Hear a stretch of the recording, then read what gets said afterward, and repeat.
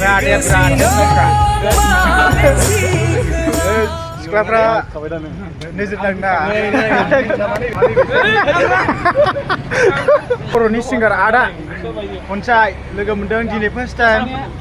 ओमफ्राय नेक्स्ट प्रजेक्टखौ जेनेबा गानफोर माबा खालामाखै नामा आदा बिराद बुरजा दं गाना दा प्रडिउसारफोरखौ लाजोबना दं ना बिसोर माला बानायगोनथाय माने समजों लाइफजों खारफानो सोलों आरोना दा बे लाइफआ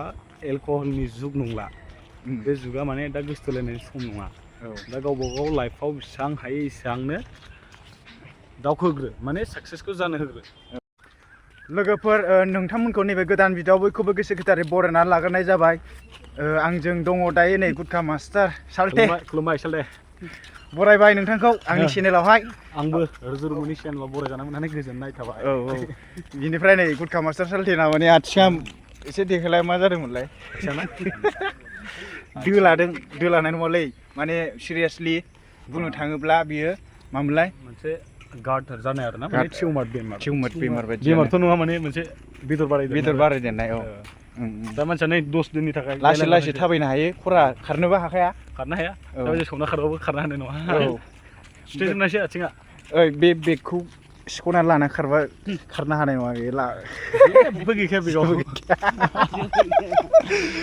दे ओमफ्राय दा आंबो बेखौनो माने नायनो होननानै लोगो हमफैनाय जादों आरो दतमानिफ्राय खनब्रै एबारजों खनब्रै जाबाय माने गोबाव जाबाय दा लोगो मोननाया माने बोसोरसेनि बारा जाबाय देग्लायथ' बावखुंग्रि हाजोआवबो लोगो मोनासै गैया मारै सिरि बेरायफैखो थाखाय जोंना साल्टिया आं हाब्लु गाखोना थांदों ओमफ्राय नै बे बर'खौबो लोगो मोनाखै दनुसन ब्र' बिथांनि इउटुब चेनेला दनुसन राजा दुनु आदसा थांबानो जाबाय थाबैनो 1K खालाम नोंथांमोन दाबो 500 किल' माबा जादों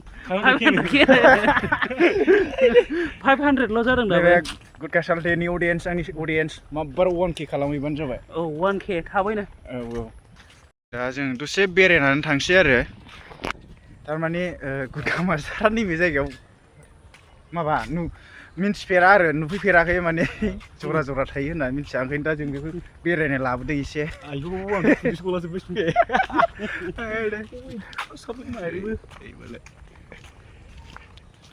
हाबावो जोंहा माला होनबावगोन जोंहा सेंग्रा साथाम साब्रै बेराय औ सेंग्रा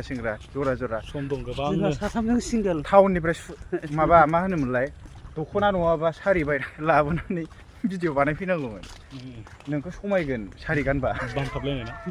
बामनानै सानसे फैलायगौमोन ना दा जोङो बेवहाय दसे बेरायखांनानै क'क्राझार टाउननि बहाय एबार नेक्स्टआव बहाय थांगोन नेक्स्ट टाइम आं खोन्थानि नोंनो आं बुंनो दे जे दाबो गोबां सम दं माने समजों लाइफजों खारफानो सोलों आरोना दा बे लाइफआ एलकहलनि जुग नंला बे जुगा माने दा गोसोथोलायनायनि सम नङा दा गावबा गाव लाइफआव बेसेबां हायो एसेबांनो दावखोग्रो माने साक्सेसखौ जानो होग्रो बेसेबां नोंनि साननाय हनाय दं बेखौ साक्सेस खालामगोन मोजां मोननाय दं सानसेबाबो मोनगोन गोसो थोनाय दं सानसेबाबो मोनगोन लोंनाय जानाय गोजानाव था निसा बुस्थु बेफोर गोजानथारो माने जेबो टेनसन गैया सानसेबाबो मोनखायो दा सम दं नालाय समजों खारफा साख्रिनि एप्लिकेसन फैदों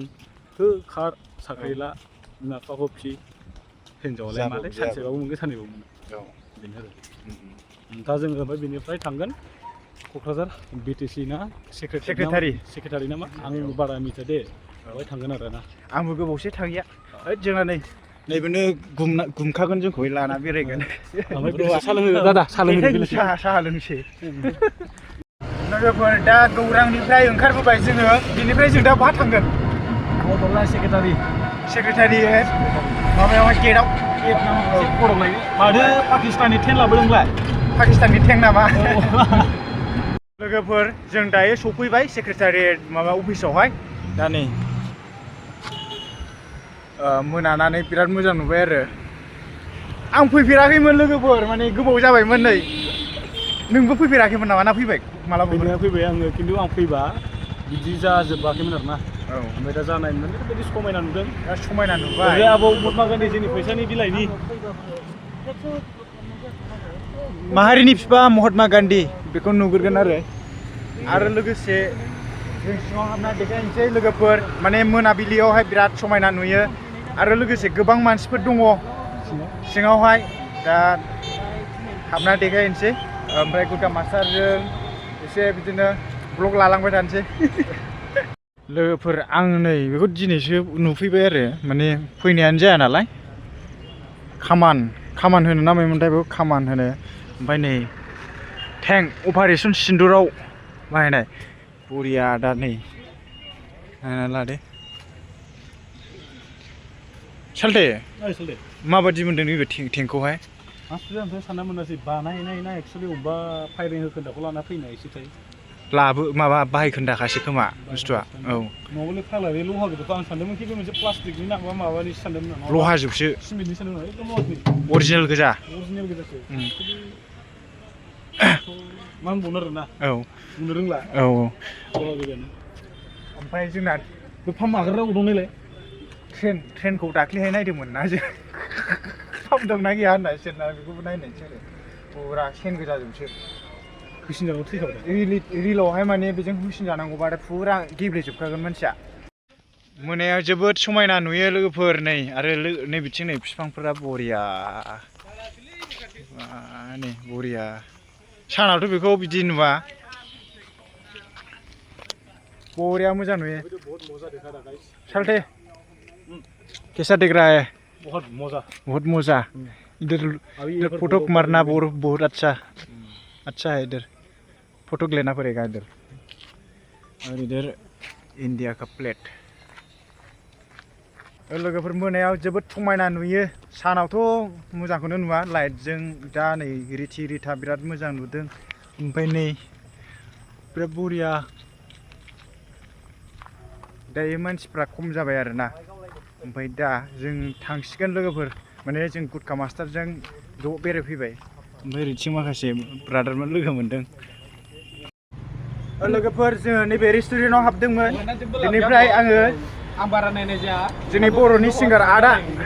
खनसाय लोगो मोनदों दिनै फार्स्ट टाइम नैबे क'क्राझारावहाय आदाखौहाय माने फेसबुकआवल' नुबाय थानाय जायोमोन रियेलावहाय नुनाय जायामोन आरो ओमफ्राय आदाया बिराद हेन्डसामखा सिख्लाफ्रा नोजोर नांना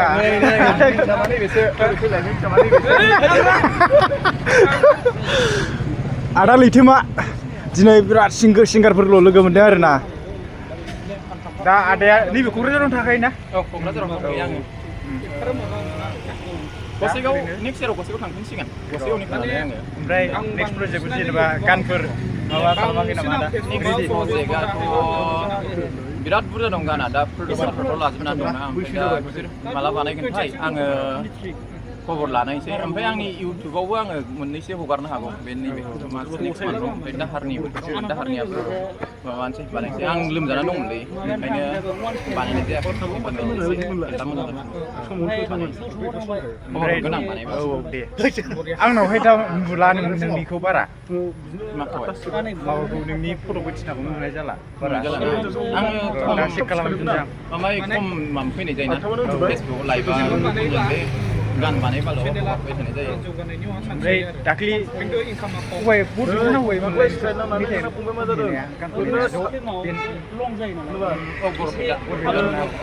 बेखौ गोसोआव दं खिन्थु बावबाय आङो नामखौहाय गैयामोन मोजाङानो फसंबाय थानायखौ नुदों चेक खालामो ओमफ्राय नोंसोर प्रेक्टिस खालामनाया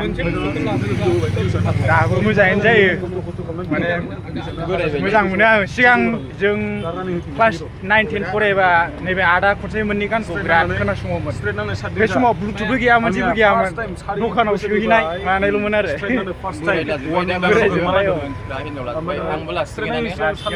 ओरै आदा माबाय